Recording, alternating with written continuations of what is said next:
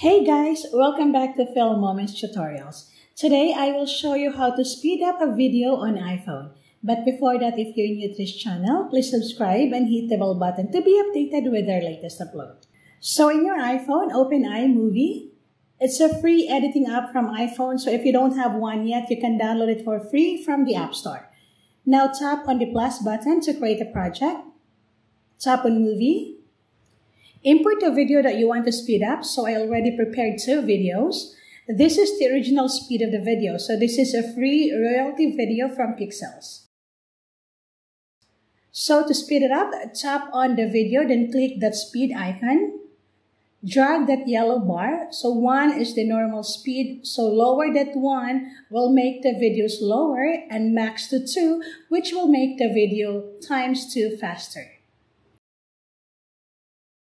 Repeat the process to the other video. Tap on the speed icon and slide the yellow to 2. Hit done to final the edit. Tap on the share button, then save video to export.